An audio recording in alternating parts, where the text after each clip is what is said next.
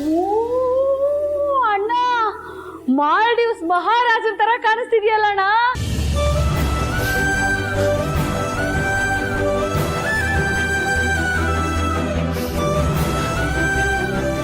ಅದ್ಯಾವ ಊರೇ? ನನ್ ಗಂಡ ಆವಾಗ ಫೋನಲ್ಲಿ ಹೇಳ್ತಿರ್ತಾರೆ ಅದಕ್ಕೆ ಸುಮ್ಮನೆ ಹೇಳ್ದೆ. ಆದ್ರೂ ಅಣ್ಣ, ಇದು ನೀನೇನಾ ಅಂತ ಅನ್ನಿಸ್ತಾ ಇದೆ ನನ್ಗೆ. ಬೆಳಗಾದ್ರೆ ಸಾಕು ಆ ಖಾಕಿ ಬಟ್ಟೆ ಹಾಕೊಂಡು ಕೆಲ್ಸಕ್ಕೆ ಹೋಗ್ತೀಯ, ರಾತ್ರಿ ಮನೆಯಲ್ಲಿದ್ರೆ ಆ ಪಂಚೆ ಬನಿಯನ್ ಹಾಕೊಂಡು ಓಡಾಡ್ತಿರ್ತೀಯ. ಇವತ್ತು ಈ ಸೂಟಲ್ಲಿ ನಿನ್ನ ನೋಡ್ತಾ ಇದ್ರೆ ಮದುಮಗನ್ ತರ ಕಾಣಿಸ್ತಾ ಇದೀಯ.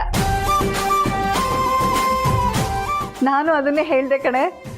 ನರಸಿಂಹ, ನಿಮ್ಮಪ್ಪ ಹೇಗೆ ಕಾಣಿಸ್ತಿದಾರಪ್ಪ? ಒಳ್ಳೆ ಹೀರೋ ತರ ಕಾಣಿಸ್ತಾ ಇರಮ್ಮ. ನನ್ನ ದೃಷ್ಟಿನೇ ಆಗೋ ತರ ಇದೆ.